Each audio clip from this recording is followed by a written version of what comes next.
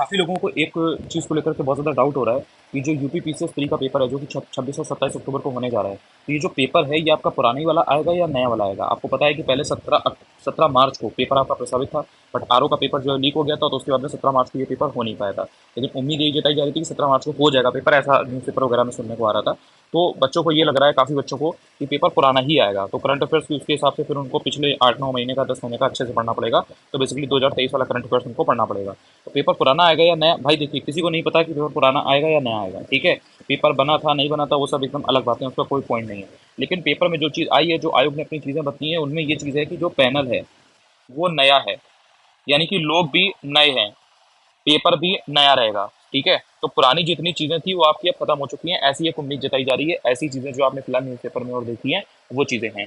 23 का ऑब्वियसली जो करंट है वो आपको नहीं पढ़ना है, क्योंकि जब भी आपका एग्जाम होता है उससे आप 8-10 महीने पहले का पढ़ते हो। तो आपका 27 अक्टूबर को और 26 अक्टूबर का एग्जाम है, तो आप जनवरी से पढ़ोगे 30 सितंबर तक का, ठीक है। तो करंट का तो आपको ये हेडक नहीं है, ये तो ऑब्वियस है कि करंट आपको इतने का ही पढ़ना है।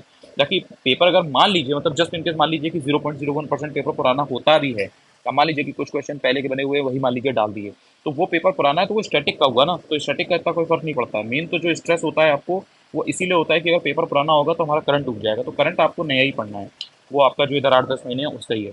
और जब आप 8-10 महीने का करंट अफेयर्स पढ़ोगे तो ऑब्वियस सी बात है कि भाई करंट अफेयर्स वो नया ही पूछेंगे। तो आपका अगर 26-27 अक्टूबर को एग्जाम है तो इसका मतलब आपका करंट यही आएगा, तो पेपर यानी कि आपका नया ही बनेगा, यही पूरी पूरी उम्मीद है।